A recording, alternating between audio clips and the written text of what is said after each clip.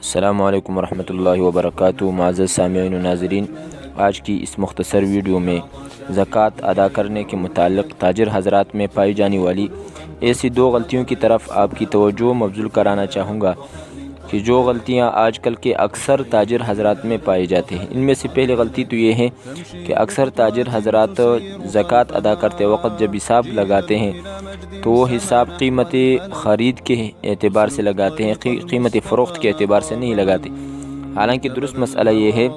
کہ سامان تجارت کی زکوٰۃ اس سامان کی قیمت فروخت کے حساب سے واجب ہوگی، یعنی اس سامان کی جو موجودہ بازاری مارکیٹ کے سطح پر جو ریٹ ہے اس کے حساب سے واجب ہوگی۔ مارکیٹ ریٹ سے مراد یہ ہے کہ اس سامان کی جو متوسط قیمت ہے اس کا حساب کر کے اس کا زکوٰۃ دیا جائے گا اس حساب سے۔ لہذا دکان میں جو سامان موجود ہے اور اس پر سال مکمل ہو گئی تو اسی بازار میں رائج قیمت کو دیکھ کر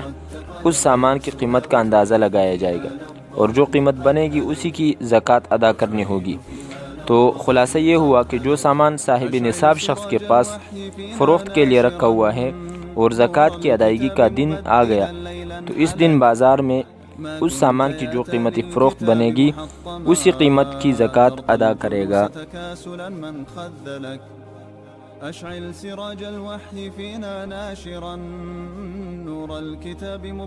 اسی طرح دوسری غلطی تاجر حضرات یہ کرتے ہیں کہ اندازہ کر کے وہ زکوٰۃ دیتے ہیں۔ کچھ تاجر حضرات سستی کی وجہ سے زکوٰۃ کے دنوں میں تمام تجارتی سامان کا حساب نہیں کرتے، بغیر ہی حساب کیے بغیر ہی اندازتاً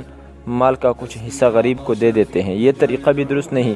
کیونکہ اگر اندازہ کر کے زکوٰۃ دی گئی اور اندازے والی مقدار وہ واجب مقدار سے کم تھی تو جتنی مقدار ادا کی گئی اس کی تو زکوٰۃ ہو گئی، لیکن جو مقدار ادا کرنے سے رہ گئی